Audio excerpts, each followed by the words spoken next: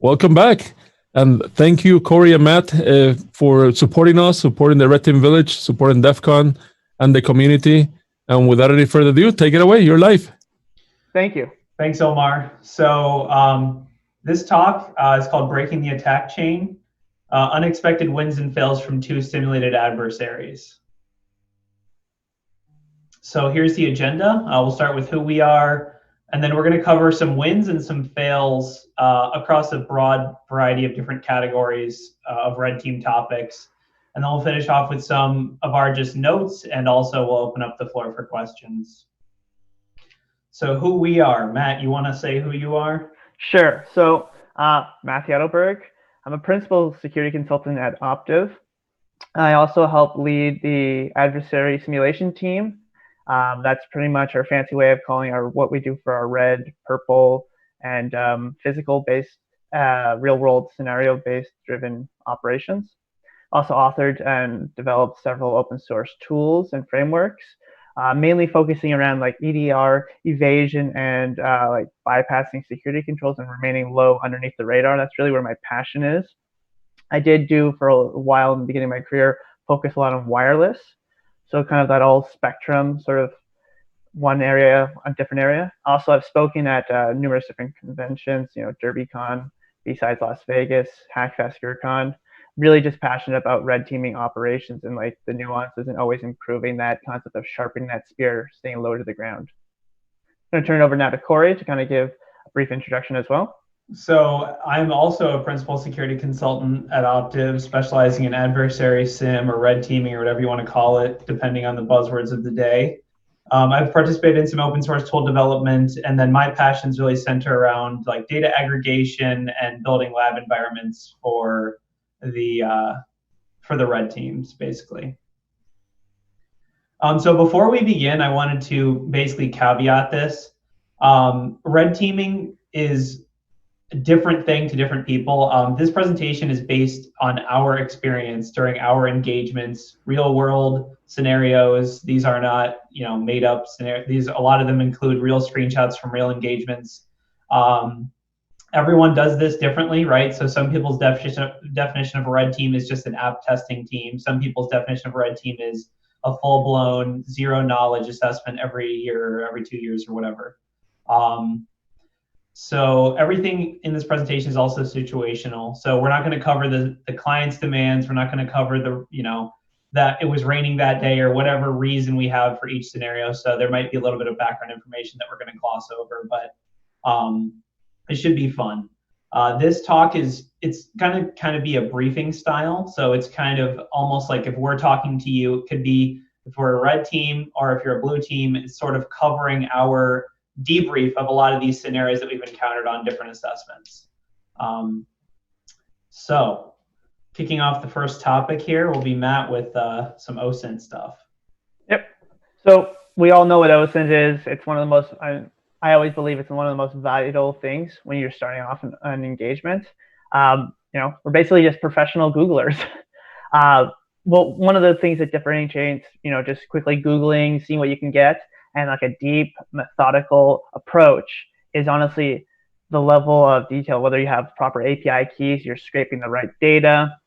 And as I kind of say this, all those different things we know, they can be sometimes an endless rabbit hole where you go down and you never know if it's going to yield you stuff. You could be starting to pull down, employees' Instagram posts, Facebook, all those types of social media things, pulling out, trying to see if there's maybe a picture or something or some kind of metadata that you can scrape. And you can be doing that for thousands of pictures, and it may yield nothing. But oftentimes, it's still a very vital role and can lead to a lot of unexpected wins and successes, which we're going to talk about. And you can kind of see with this great example, a bit of background. We like to call this, hashtag Mondays, might delete later. I see no problems.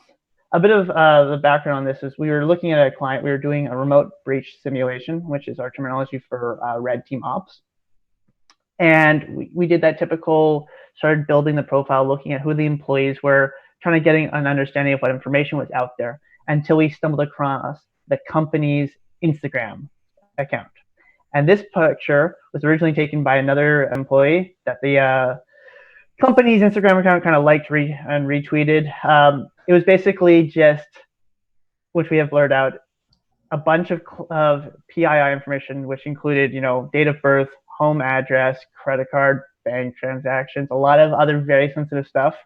But there was a lot of these types of pictures just sitting on Instagram. So one of the things we always like to drive is sometimes we don't even need to get inside the network, get domain admin, do all those cool elite hacks to get that crown jewels vital data. They provide it to us. And I would say that this is not just a one unique time. This is something that's constantly out there. As a lot of companies, they train their users to say, don't click on phishing links, don't click on this, but they don't teach them, don't post this, or this is bad, this is something sensitive, especially when it comes down to certain departments. When you look at a marketing team, they're not given the same level of training that maybe someone that actually handles sensitive, like, credit card data, in the sense that those two different things. The awareness there are huge gaps.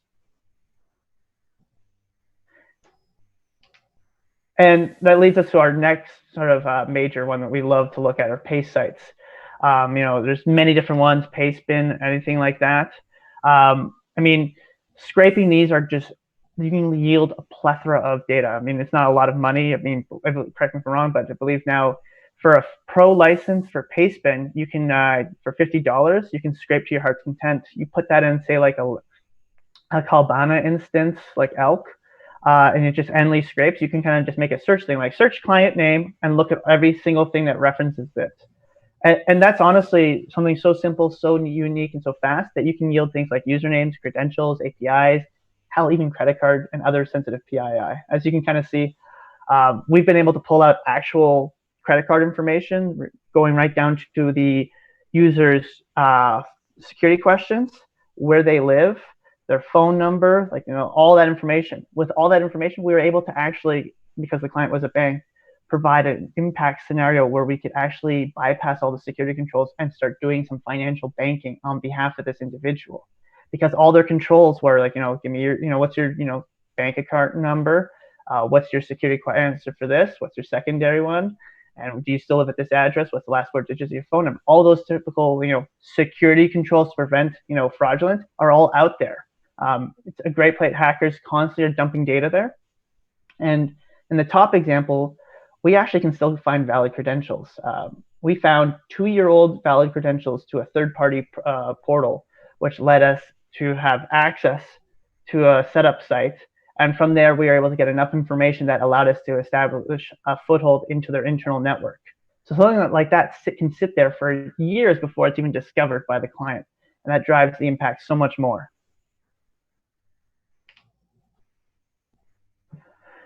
So what can you do? And this will be the style of that debrief, is how do you break this chain? Like, in the sense of all these wins, how do you break this? How do you prevent this from happening? And, it's really hard, especially when data is out of your control. When you get stuff on those paste sites, it's next to impossible to take it down. So there's no surefire of, oh, this is up there, we'll bring this down, we'll, cease and desist, and that will be the end of it. Especially like when I was just describing with paste sites and being able to scrape and have that local database. Once it's there, it's hard to get rid of off every individual who's scraping. So it really comes down to understanding what's out there. Find those information sources through profiling or intelligence gathering. We like to call it like public information profiling or data intel. Just performing that on yourself, your company, regularly, to understand, oh, there's new data coming out there. Now I have to adjust. So it might be like, hey, we discovered a couple clients, sensitive data out there. We need to contact them now and get all that stuff scrubbed.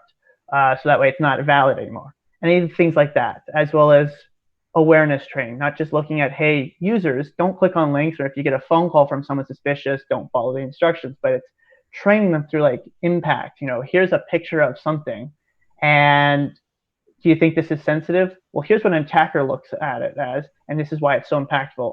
And just kind of visually explaining to them why this is so detrimental to post. And that can oftentimes help reduce that gap from like this big to like this big. You're always going to still have a little space, and that's where intelligence sources come into play. So those were some pretty cool wins you had there, Matt, but I figured we could cover some failures, right? So obviously a lot of successes do happen, but also failures happen. And I think, maybe blue teams and red teams can learn from some of our red team failures. So this is one I like to call the red herring domain. So basically the TLDR is that email alias domains do not make great password guessing or enumeration targets. So we all remember when Office 365 enum worked perfectly. Those were the halcyon days of, man, that was a good time. But basically the client had, clientdomain.com was their email address. That's what they used publicly. It was on all over their website and everything. So we figured this has got to be, this is easy. It's just, that's what their domain is. We started password guessing, and we're getting all kinds of weird results. Valid user, invalid user, bunch of 401s, and weird, like some users have two factors, some don't. It was very incongruous with what we're used to seeing.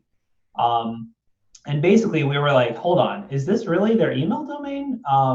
So we actually used reverse DNS, or reverse whois. View DNS has a very cool reverse whois tool where you can basically type in the contact information of a registrant. So, info@clientdomain.com or whatever, and then you can view all the other domains that are registered to that email address. Obviously, it can get a little hairy if you have, anonymization with the whois records, but basically we used that. We pulled up a list of all the valid domains that were registered to that client, and then we looked, and actually for each one we went through and checked them against Office 365, and then eventually we found the real one, which happened to be myclientdomain.com. So it was just sort of a weird scenario where we basically burned a few days on an assumption that this was obviously the domain, when in reality the domain was something else. So I guess the takeaway is to trust your gut. Check and then double check, right? If you're getting incongruous results or something that doesn't match up with what you're expecting when you're executing a tool, or whether you're doing it manually, dig into it. Figure out what could lead to these different results. The get user realm functionality of Office 365 you can use to sort of manually inspect each individual element and see, okay, is this a valid domain in Office 365, etc. Those sorts of manual checks can keep you from doing these these fails. So Matt's going to cover another funny one about a building. Yes, we thought it'd be fun if we both share our experiences in the fail realm. So this is the one I like to call wrong building. So like I kind of said, that rabbit hole, it can lead to so many great results, but also can bite you. So in this kind of bit of background here was the situation. We were hired to do a physical breach session to break in physically into a building. The building in question was this large commercial high-rise, and let's just say for arguments in the story, the 7th floor. So we did a lot of OSINT, and we were able to find some information, including a page for the building that basically listed out, who was the property managing company, like who was the actual person on site, what were the vendors, even forms to fill out. Say, for instance, if you were one of the tenants there and say, telecom went out or pipe burst, paperwork and all that stuff, who to contact. Here's like all this other information so they know which building and everything like that. It was great. We were so happy because right there we could create a perfect scenario. And we did. We kind of decided to come up with a scenario that we were, coming into the building, going to be doing some telecom fixing on some of the floors. We got even so detailed, we were able to kind of create a fake work order. We were able to find out uniforms for that vendor, and we dressed, perfectly right down to the level of details. We had called beforehand, knowing when the office manager for the client was out. So we left a voicemail. We left lots of different things, just pretending to be the property manager. Say, hey, we have some guys coming into the building. They're doing some work with telecom. I've been getting a lot of calls throughout the day, just people verifying them. I just wanted to let you know that they should be at your floor in the next 20, 30 minutes. I'm just stepping out for lunch, so I may not be able to be reachable by phone. But if they do, just have them show the work order and make sure everything like that. Their names are blah and blah. And everything like that. So we really had provided enough information so that way they could go listen to the voicemail and say, okay, there has to be a work order, we have to check all those things. So we were kind of creating that self-validation. So we get up there, we talk to the receptionist. The receptionist goes, okay, I got to go get the office manager. Points us at the, like the sitting area. So we're sitting there. And then maybe we kind of realized it's been a while. But maybe another 5-10 minutes later, the office manager came out with someone else who was the property manager. And they were like, so, who are you guys? Because you're not anyone I've ever worked with. You don't even work, the company I've never worked with. I'm like, oh, well, so-and-so, that's the property manager, contact us. He left a call. He was like, yeah, but here's the thing. He works on the bottom floor in the retail section. I handle all the commercial, high-rise, and corporate stuff. So I'm going to ask you again, who are you? What do you do in that situation? You kind of have egg on your face. We had done such great OSINT and everything like that, but the problem was we didn't realize that the building was split property managers for retail and the corporate renting. And in that moment, like, your perfect pretext and everything like that just goes out the window. So me and my colleague were sitting there. We literally had this conversation, just staring at each other, not to like sweat and everything like that. You can't just instantly pull out like the get a jail free card and be like, this was a scenario and stuff. You always want to de-escalate. So you do your best. It's like, okay, that seems really weird. You know what? Let's just stop. Let's take a moment. I called someone who was obviously a coworker of mine and pretended like I got the voicemail, and it was like, hey, there's some issues, and I explained the situation on the phone. We're not going to do any more work, all this stuff. Just trying to really paint it off that we don't want to do anything because obviously they're very tense and upset. So it's really taking those steps to de-escalate it. And it ended up, we're like, okay, well, you know what? Let's give a business card. Give us the business card. We're going to call. Maybe we get everyone on there. We can figure this all out. But I will tell you, that was the most awkward elevator ride down. When they came with us in the elevator, we're just sitting there like, this elevator's going so slow. The moment we got to the ground floor, we shook their hands. All right, pretty sure we had a little bit of sweat on our hands, and we're just like bolting right out. So those are the things where, sometimes OSINT can really, bite you in the butt. All right, so taking a left turn here, so a different category than OSINT, initial access. So initial access, we can define it as, that initial point of compromise, right? So nowadays, starting from that perimeter environment, a lot of attack surfaces are heavily limited. Companies have, nothing but 80 and 443.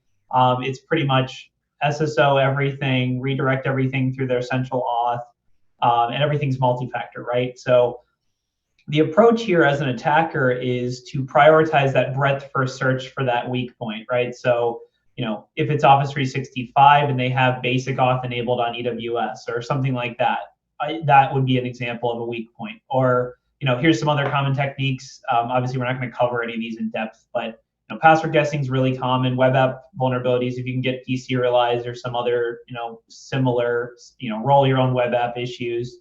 Spear phishing is common, phone pretexting is common, and then lastly, physical access is an easy, especially as a backup plan. It works pretty well. So multi-factor spear phishing. So phishing is dead, long live phishing, right? We have seen, especially in the past couple of years, that phishing is really getting a lot of eyeballs as far as tooling solutions and just general alerting and controls. Attachments don't work from the perimeter anymore with an email filter. Email filters have their own URL filtering now. Any email that's sent to more than 5 people, for example, might just get blocked because they're assuming it's a spear phish. People are good at reporting them. I mean, I guess it's like over the years, we've finally started to get better at training people and developing technical solutions so that it's actually not as successful. However, it does still work, even with 2 factors. So we like to actually focus not necessarily on passwords, but actually on tokens. So, there are MFA compatible phishing tools like EvilGenix or Mudlishka that actually let you gather the tokens. So you're actually, with these tools, you're essentially sending a message with the URL in it. The user is browsing to that URL, and then they are basically using you as a proxy to interact with the real site. So if they're using your site as a proxy, you can capture all the authentication tokens, API tokens, whatever it is that user is sending. And why do we like tokens? Because tokens are harder to track. Lots of people don't have anomaly, alerting or anything like that on token usage, right? So, if I log in from a new device, it says, whoa, this is a new device, you need to authenticate it. But if I just take the already valid token and replay it onto another device, oftentimes it just works without any sort of double checks or anything like that. The other reason why we like tokens is because they're hard to reset. So a lot of the traditional IR procedures, they focus around Active Directory, right? So you reset your Active Directory password, you lock the Active Directory account. That doesn't necessarily have any triggers to a third-party SSO site. So if it's Okta or another provider, there's no link to Active Directory that necessitates a token refresh or deletion of all the tokens when a user has an incident and the password is reset. So here's a scenario. Basically, here's a screenshot of EvilGenix output. The SID token, this is specific to Okta, but basically, after we authenticate, the user had authenticated to our EvilGenix, and then they had pretty much realized, okay, that's not great. But we were actually able to use that token to access their Okta portal, basically, which had access to, not only all their other third-party apps, but also VPN or other similar, higher security context things, which potentially could yield to a foothold.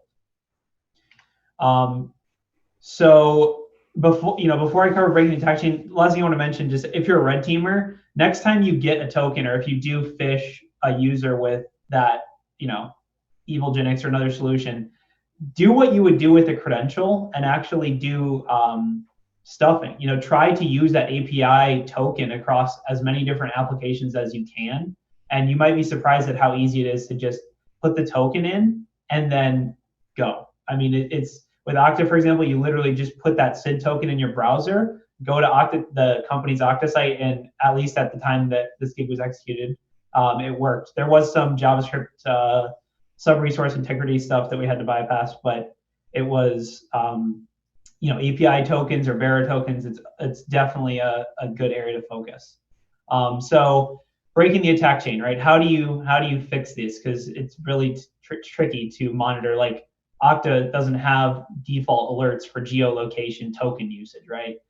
So you should generate those alerts, right? So figure out how within your SIM or whatever to alert on token usage, not just password usage, right? Instead of suspicious login events, maybe look at suspicious token usage or just session, a session happened to move from this site to this site or whatever, or a different user agent or whatever. And also build those connectors so that those tokens are automatically reset if a user does change their password. Or if it's not automatic, build it into a playbook so that your incident response says a user got phished. Not only do we reset their Active Directory password, but we also reset their Okta tokens, or their Office 365 tokens or any kind of tokens. Typically, there are tools within these web portals to actually manually refresh a user session. So build that into your IR playbook so that you don't have, that token that's been out valid for 24 hours after the password was changed. And then lastly, here's a little shout out. Generate IOCs for known tools. So for example, EvilGenix actually has a hard-coded IOC built into it. I won't say, it's been published on Twitter before. I won't say exactly where it is in the GitHub, but if you're using EvilGenix and you haven't forked it and edited it out and removed the IOC from it, it should be easy to be detected, right? Attackers sometimes use off-the-shelf tools like EvilGenix, and that's relatively easy to, as a blue team, to download those tools, run them, execute them, and see what that looks like, and then generate IOCs based on that.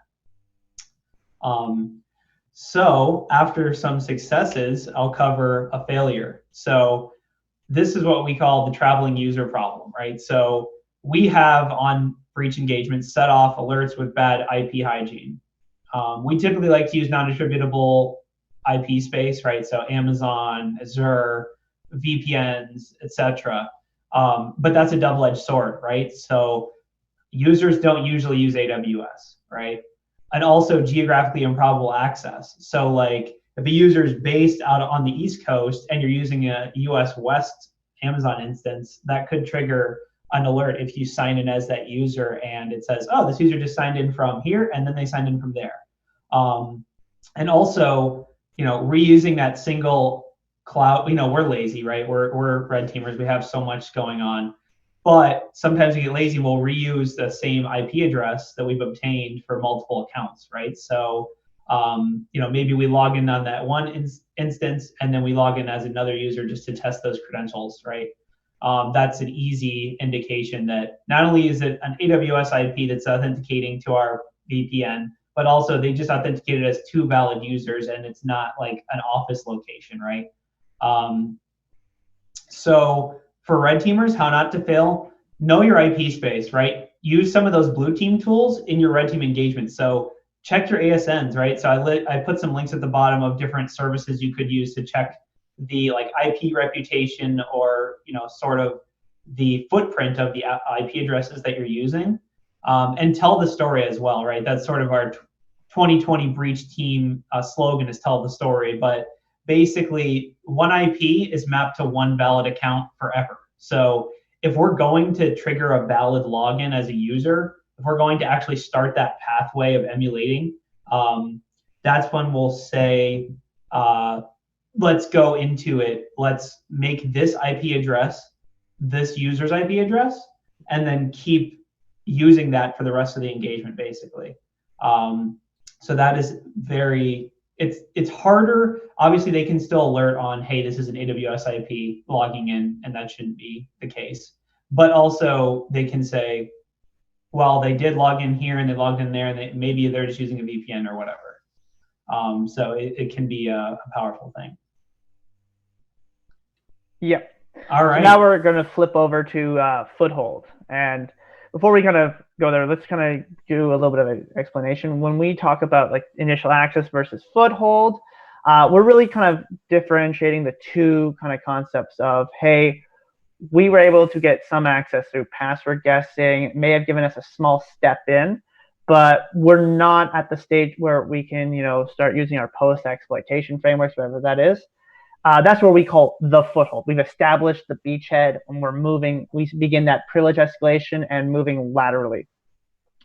So that's the major definition and difference. So in this example, which we're going to kind of talk about, this is actually a runoff of what Corey was just describing with the Okta and SIDs and tokens. So we were inside their portals, and we were able to get access to several different applications, because we sent out a fish, and one user clicked it. So we had tons of access, but only through their portals, like the tiles and whatever, subsequent applications that were exposed to the internet. So as we were going through all these different sites and third-party applications, because we had access to the email account, we saw an email had been triggered. And we're like, okay, it's kind of weird, because it was an IT ticket.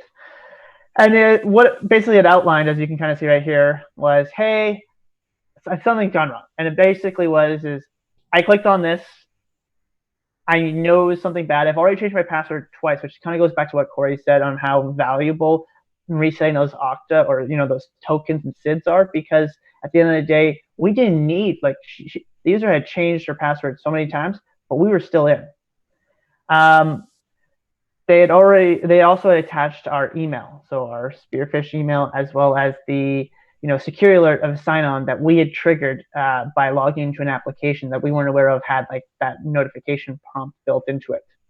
We were just pillaging through the data, trying to get as much information we can to help kind of solidify our next stage of moving into that foothold. So a help desk ticket with our Spearfish and all this stuff, pretty damaging, right? Hard to kind of move around in something. So going back to my initial thing with the story about the building, you have to always de-escalate. So what did we do? We removed the attachments, and we replied back saying, sorry, my bad. And within a few seconds, because good old help desk, they closed the ticket instantly with a nice little message saying, hey, don't worry about it. I'm glad you were able to be assisted if you have any other questions. And we also took an additional step by actually adding a mail rule that any type of emails that were related to this help desk ticket would be put into the user's junk bin. So she would never see it. With all of this, we were able to then kind of do a comprehensive internal Spearfish, targeting a couple of the employees that reported to this user with the typical great macro document. It was an Excel timesheet that they actually had been passing around, all the staff passed around. And we basically just added a few verbiage saying, hey, we're having trouble seeing it. It might be, you have to enable macros. Can someone take a look at this and see if this is right?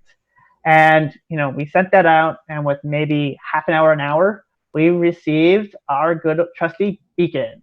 Yeah, we love to see those come in. So that was a great example of how, just because something happens, a ripple in like the, whole environment is kind of created. They can't always be a wave. And if you know how to handle and de-escalate, you can take that ripple and make it invisible. If you don't, you leave it there too long, or you don't handle it properly, it can definitely make that ripple into a giant wave. And now instant responders are investigating and your whole op is burnt. So small things can really take time just to de-escalate it. And it's nothing technical, it's just using soft skills and communicativeness. So how do you really break? How do you stop against this?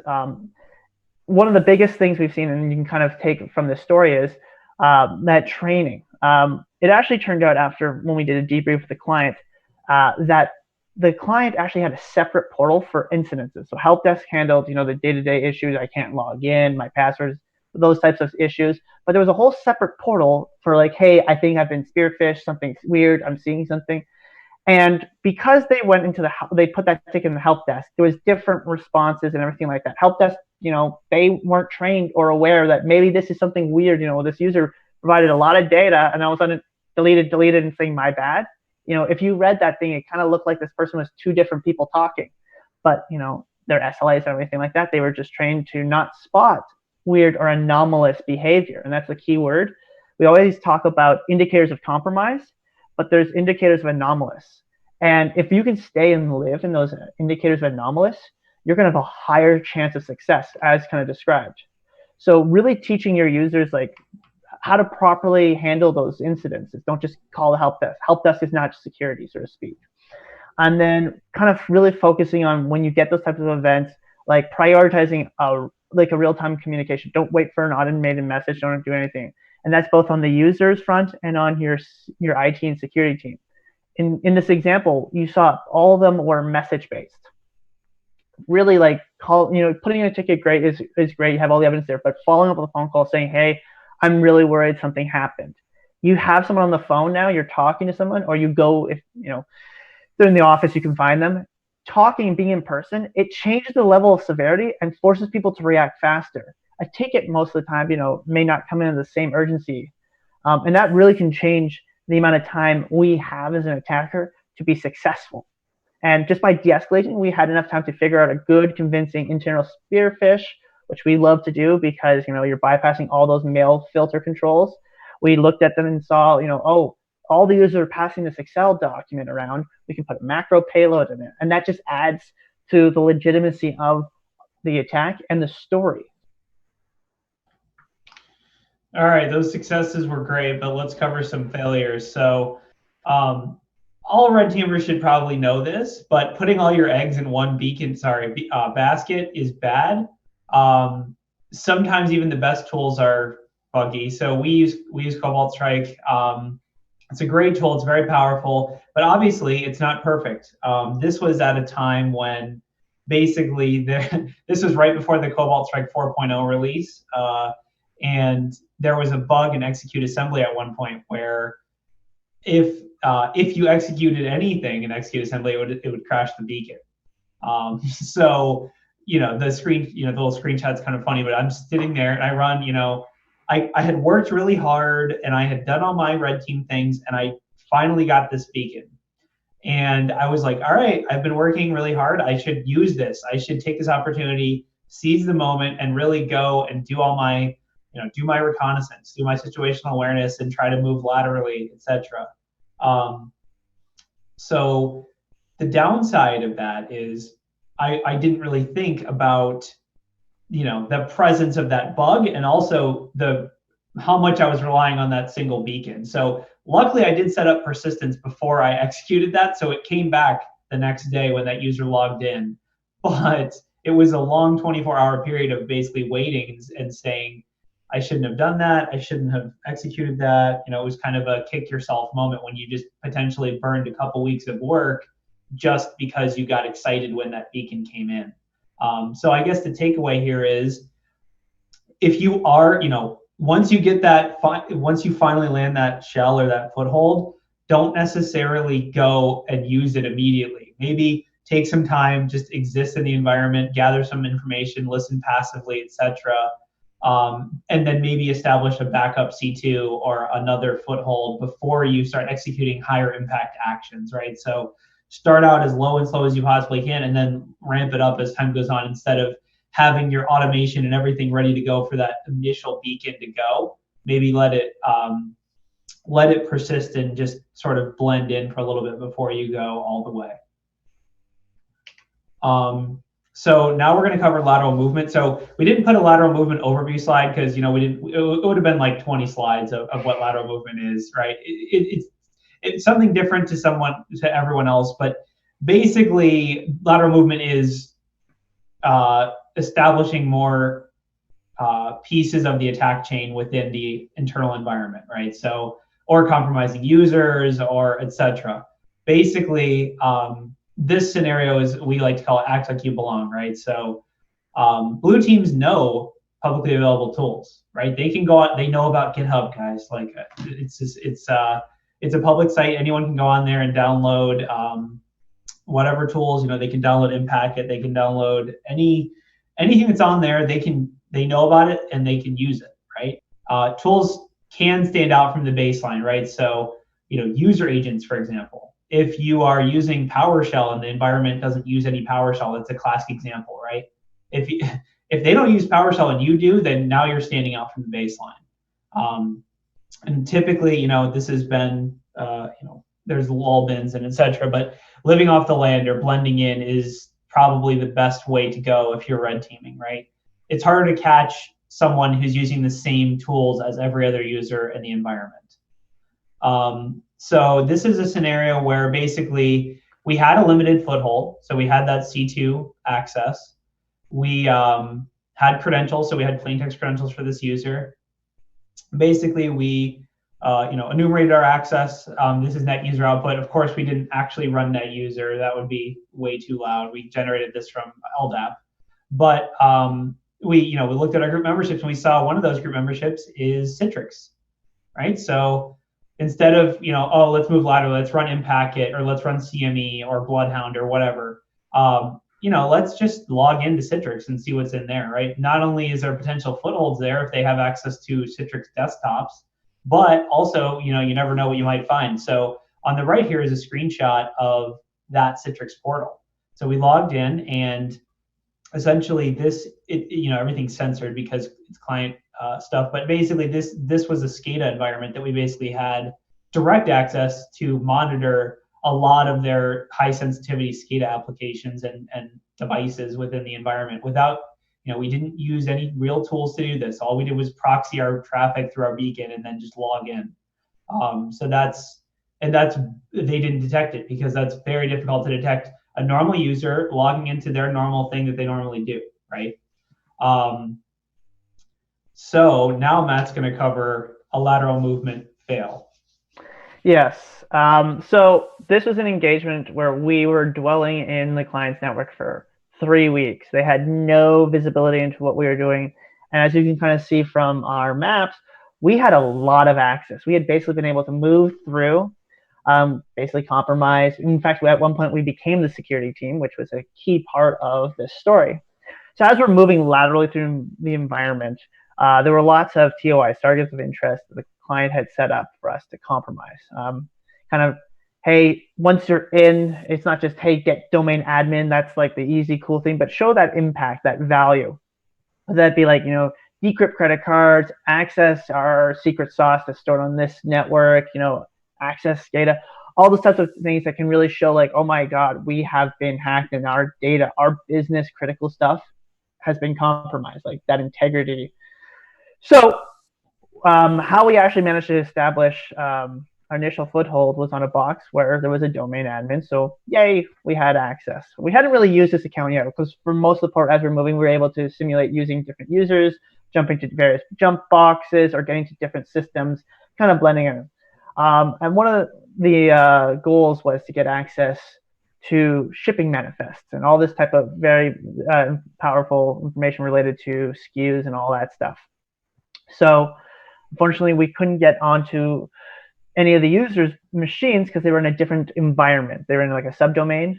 but the domain admin account actually had privileges, and it was actually still an administrative privilege level set, high integrity, on those boxes. So we were able to authenticate as this domain administrator on one of the warehouse's computers. Well, that was where it was kind of getting weird, because the account was designed as a backup account for like DBs and stuff. And eventually, like I kind of said, we were in the security IT guys chat room. It was actually the malware war room council, is what they called it. We were seeing like, why is this account logging in here? And then they were starting to see tidbits. So as they were going back through and knocking down our beacons, we were kind of going around in a different direction. But we eventually lost all but 1 or 2 hosts. We still had access in the environment, but we had to start all the way back from square one. And why this is one we like to talk about, especially when we're kind of going through any type of our debriefs internally and stuff, is, DA is cool and stuff, but oftentimes companies and stuff, they're going to look for that. Are their DA accounts logging to random places? I know most of the time that's where everyone goes for, so they have a lot of controls around. But you can do a lot with like other types of accounts, like I kind of said. IT security guys, admins, they have a lot of the same access that a domain administrator. And oftentimes when we look at this, like these types of goals and end results, like maybe compromise an application, get access to the database behind it where like all the credit card or juicy information is. Domain admin doesn't really play into the fact. Domain admin just gives you administrative rights on the box. It doesn't give you, admin rights into an application. So that's something where you always want to keep in mind. So we always kind of look at it like, who are you logging with? Is there value to it? Like, it might be an easy skeleton key, but are you going to create more waves than it's worth? And this is a great example of that. We were in over 50 boxes moving through different environments, and we had to go all the way back to square one. So breaking this chain, it really comes down to baselining and understanding your environment. There's a great term called least frequency. If you're not familiar with it, the concept is that if you're baselining to the point where you know your environment, like what user agents everyone uses, your Google Chrome or a Firefox shop, all those types of things, that's your baseline. Everything's going to be the same until you see some differences, like Internet Explorer user agent stuff. And those are the least frequent objects or events that now you can drill into. Well, why did that happen? If everything else is standard operating procedure, you've seen this for day in, day out for like 3 or 4 years, and then you see this one event for the first time, you kind of can shuffle all that stuff off to the side and focus in on those few unique new events. May not be malicious right away, but you can start digging, and that's how you can make this large cloud of noise something smaller and easier for your team to handle and manage. But when it comes down to lateral movement, the great tips we often recommend are, auditing your ACLs, making sure that, users don't have unnecessary privileges. That's often the easiest pitfall for lateral movement. To go back to what Corey said about, the Citrix and stuff, one of the issues was there were so many unnecessary privileges that gave us hops, skips, and jumps in the environment that just made us so much more successful. There are other great tools. I'm really surprised this one is not talked about a lot or used. It's called NetCease. So there's a link right down there that we provided. Essentially what it does is it prevents the remote call to net session in Noom, which, if anyone's familiar with, that's how most great tools that are out there on GitHub or in the hacker space get all that, who's currently logged in. It doesn't disable or hamper it. What it does is it changes who can call it remotely. If you're on the box, you can call it. It doesn't matter your privileges. But if you're remote to a box, it can only be certain ones rather than what's default, which is anyone that's in the domain user group. It kind of changes it to be power users, administrators, or another group. And with that patch and that little registry change, it can be pushed out through group policy. It really does hamper your ability to see, oh, I need to be user X and I'm user Y, and I need to figure out now where user X is.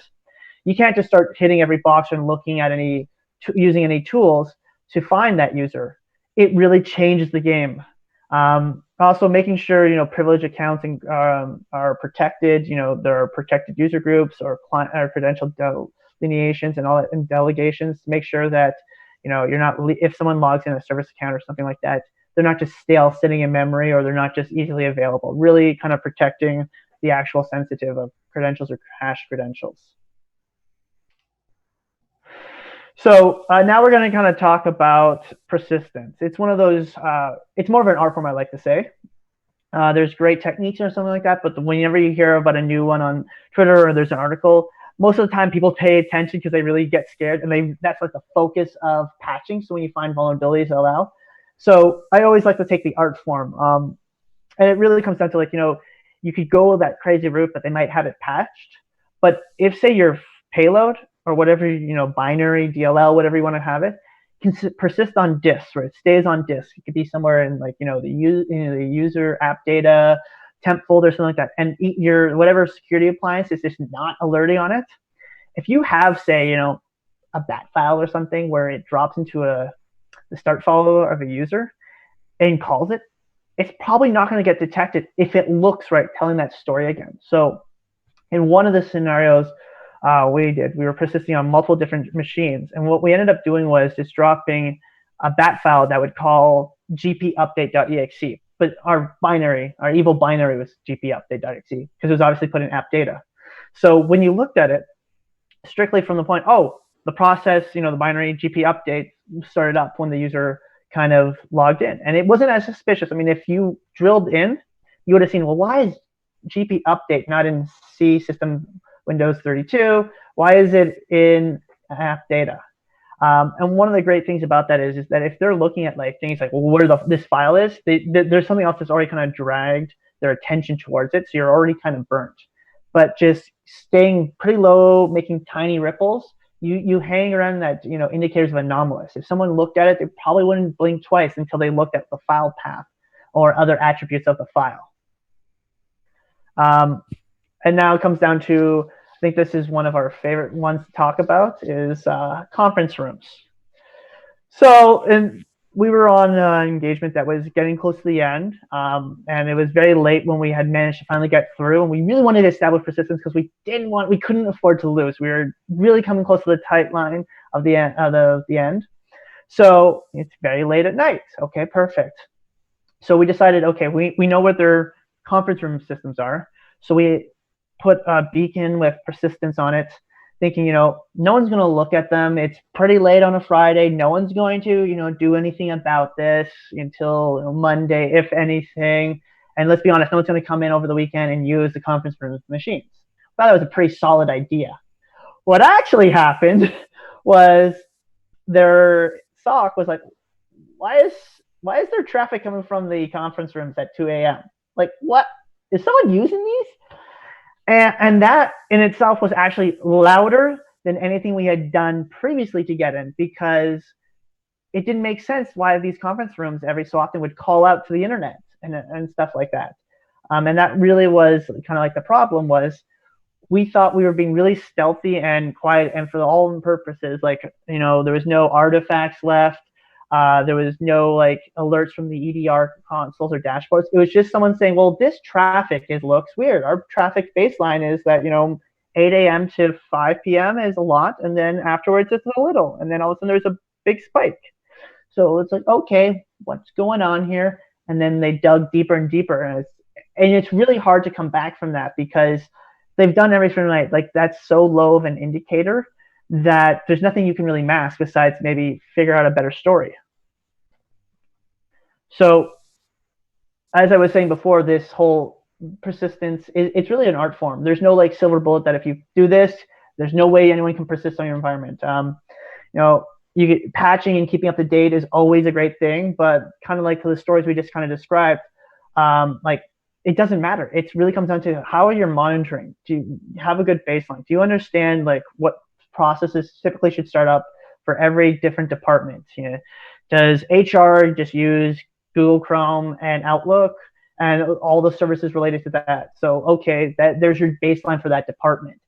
And looking around, like, file locations, the ones that hackers love to use, all those, looking for things that are spawning from there or starting up there, that will give you a huge indication. Like, 9 times out of 10, there should never be a DLL in temp or app data that's starting up right when a user logs in. And of course, the one that got us burned is the unusual net communications. Looking at those things, if you can drill down that precise, you have a very mature environment and a very mature way of handling instances that's going to make any, like, challenge red teamers' job a lot harder. Also, application whitelisting is your friend. It's not ours. When we're on a box, whatever way, might be an Excel, Word document that's bypassed that, but like trying to get persistence, it's next to impossible if you have a strong whitelist application going. Dropping binaries like we just described, it makes it a lot harder.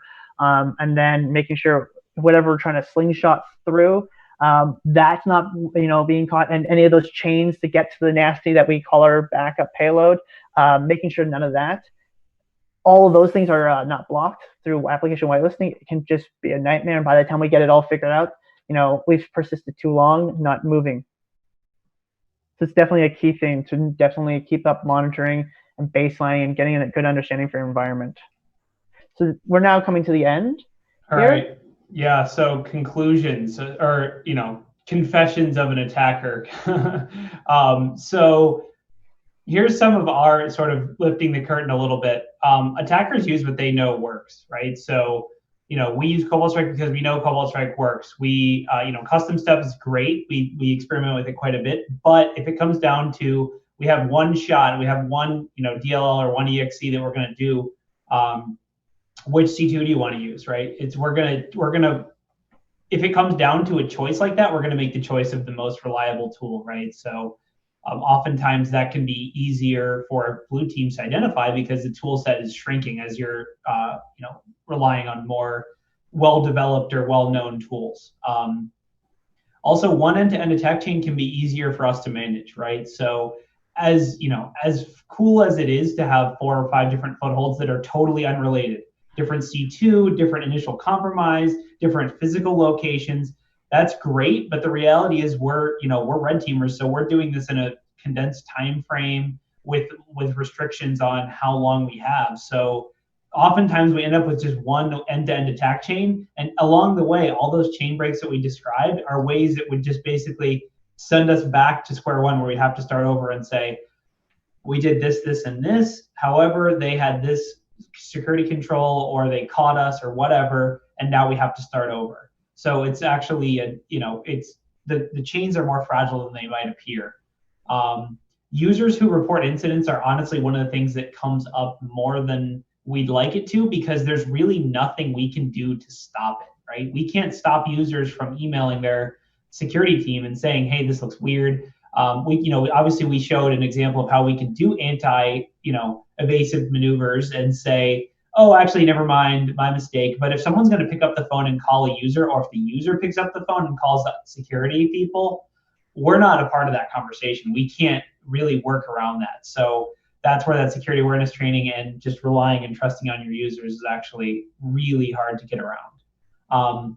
And then obviously, defense in depth, it really does win in the long run, right? So this works for real attackers, right? Because if you're trying not to get hacked, you're running away from a bear. So as long as you're not the slowest, you probably won't get eaten. But defense in depth makes it harder. Every step along the way gets harder when you have, we got a foothold, but now they have all these really strong local firewalls. So we can't actually, we can't move laterally as easily because everything's blocked to everything else, right? That's an example of defense in depth.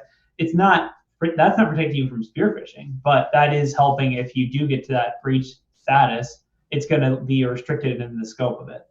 And then Matt has some final conclusions on tools or defensive controls. Yes, defensive controls. We kind of talked a lot about this. We kind of at some points hit small little, an inch into this type of topic, but tools are great. As we kind of described before, we highly recommend, monitoring tools, proper configurations, but they're kind of useless if you just buy them and put them in audit mode. And that's what we kind of see a lot is this deployment that they're not, you might have the greatest security stack of 20 different products. You might have 14 different EDR agents on there, but if they're not properly tuned or configured, there's tons of gaps, and that's where hackers and attackers love to live, is just in those gaps. It's pretty much where it is hey, look, there's a gap or a blind spot in this client's network. That's where we are going to start. We're going to live in this gap, and we're going to try to move as much as we can in there, because you guys don't have any visibility. We know that.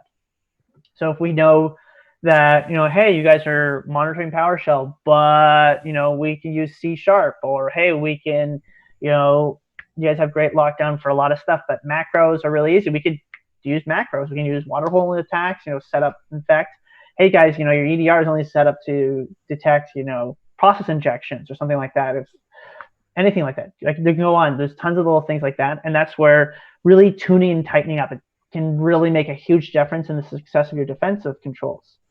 Also, that kind of comment I made before about audit. We often see the latest and greatest, oh, this is going to stop every, cyber threat known to mankind. We detect O-days before they even thought of tools. But you ran it in audit mode, so someone's not looking at the dashboard. You don't see a blinking light appear, and so we continue on our way through the environment. It's really hard to do a lot of that stuff, and that's where like hiring, red team sims or doing those types of engagements.